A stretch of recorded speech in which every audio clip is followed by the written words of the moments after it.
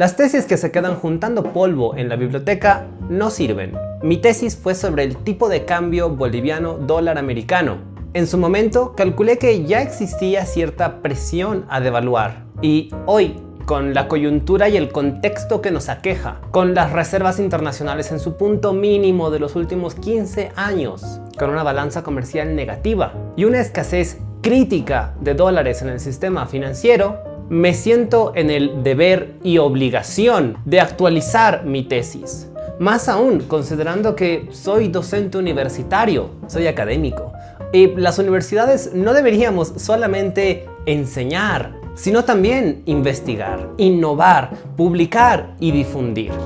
Por tanto, en este video buscaré determinar cuál debería ser el tipo de cambio entre el boliviano y el dólar americano, considerando el modelo general de tipo de cambio a largo plazo del Premio Nobel en Economía Paul Krugman, para lo cual utilizaremos la paridad de poder adquisitivo y la paridad de tasas de interés. Pero no se preocupen, les ahorraré las matemáticas en este video.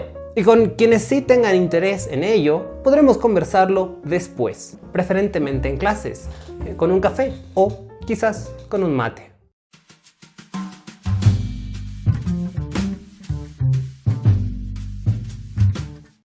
Modelo general del tipo de cambio a largo plazo. Este modelo, desarrollado por el Premio Nobel en Economía Paul Krugman, es una representación gráfica de la interacción entre el mercado de inversiones financieras con el mercado de dinero y los puntos de equilibrio de la paridad de poder adquisitivo. Nos señala a qué tipo de cambio se cumplirían ambas paridades, así como también nos permite entender el impacto que podría tener en el rendimiento de los activos financieros una variación de la oferta monetaria, asimismo con las variaciones de la demanda de dinero.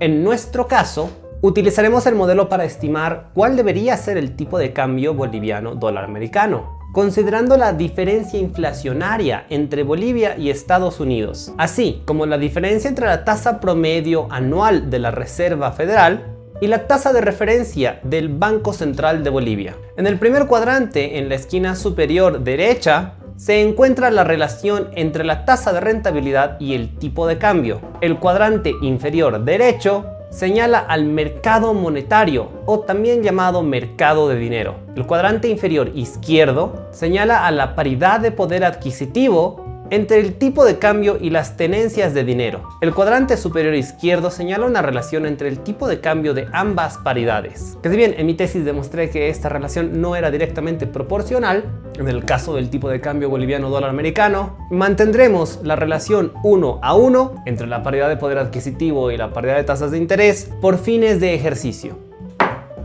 Vamos con ello. Paridad de poder adquisitivo.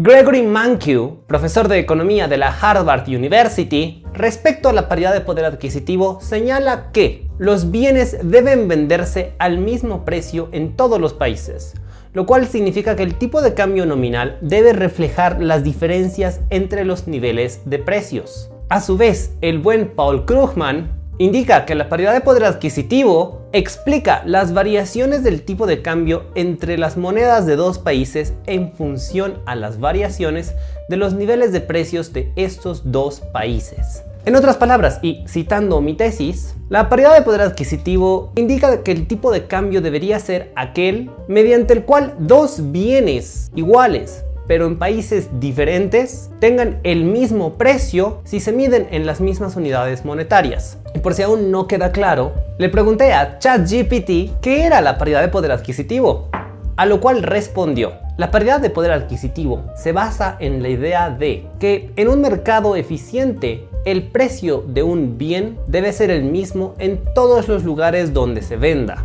Esto significa que si el tipo de cambio entre dos monedas refleja la paridad de poder adquisitivo, entonces un determinado bien o servicio debe tener el mismo precio en ambos países si se expresa en la misma moneda. Ergo, si consideramos la variación de la diferencia entre la inflación de Bolivia y la inflación de Estados Unidos a través del tiempo, podemos estimar cuál debería ser el tipo de cambio esperado para cada periodo. Ahora, claro, es posible realizar ajustes. No es lo mismo hablar de la paridad de poder adquisitivo absoluta que la paridad de poder adquisitivo relativa. Además es cierto que la composición de la canasta básica familiar es muy diferente en la Suiza boliviana que la canasta yankee estadounidense. Por algo también existe el llamado índice Big Mac. Pero claro, como en Bolivia no tenemos McDonald's y las McDoñas no se parecen, habría que adecuar el índice al combo Whopper de Burger King. Y es lo que hice con mi tesis en primera instancia. Pero con fines de ejercicio y para evitar ciertas distorsiones, cabe considerar la inflación calculada mediante la variación del índice de precios al consumidor o IPC. Y en efecto, así lo hice, para estimar qué habría pasado con el tipo de cambio desde el 2011, que es desde cuando el gobierno mantuvo el 6.96 bolivianos por dólar. El resultado, previamente expresado en mi tesis y ahora también expuesto en este video ensayo, es que en efecto existe una presión a devaluar el boliviano respecto al dólar y que el tipo de cambio esperado para final 2023 es de 7.71 bolivianos por dólar. Pero bueno, esta es una cara de la moneda. Veamos ahora qué nos dice la paridad de tasas de interés. Paridad de tasas de interés. Primero, una definición. Paul Krugman señala que la condición de igualdad entre las rentabilidades esperadas de dos depósitos denominados en dos divisas cualesquiera y expresados en la misma unidad monetaria se define como la condición de la paridad de tasas de interés. En otras palabras, según la PTI, el rendimiento de dos activos de capital equivalente, pero establecidos en dos monedas diferentes, debería ser el mismo si se miden las mismas unidades al finalizar el plazo. En este caso, bien podríamos tomar al rendimiento promedio de los depósitos en cuentas bancarias. O podríamos considerar los bonos del tesoro, también llamadas letras T, contra los bonos del BCB directo. O quizás podríamos contrastar los bonos soberanos de Bolivia, que hoy cotizan muy bajo por la crisis y porque nuestra calificación de riesgo país ha decaído considerablemente, versus su equivalente estadounidense, que tiene una perspectiva más sólida. O para jugar con un escenario más neutro, que sí considere la acidez del riesgo país, pero no los últimos acontecimientos, para tampoco hacer el cálculo tan ácido, la alternativa que yo seleccioné fue calcular el tipo de cambio esperado mediante la paridad de tasas de interés, considerando la tasa de referencia TRE del Banco Central de Bolivia versus la tasa de la Reserva Federal de los Estados Unidos de América. Por lo cual, el tipo de cambio esperado a finales 2023, de acuerdo con la paridad de tasas de interés, es de 8.27 bolivianos por dólar. De hecho, para inicios de año era 8.40. Lo que jugó a fortuna nuestra fue que la Fed haya subido sus tasas de interés a principios de este año. Pero ojo, aún así, 8.27 no es poca cosa. Conclusiones.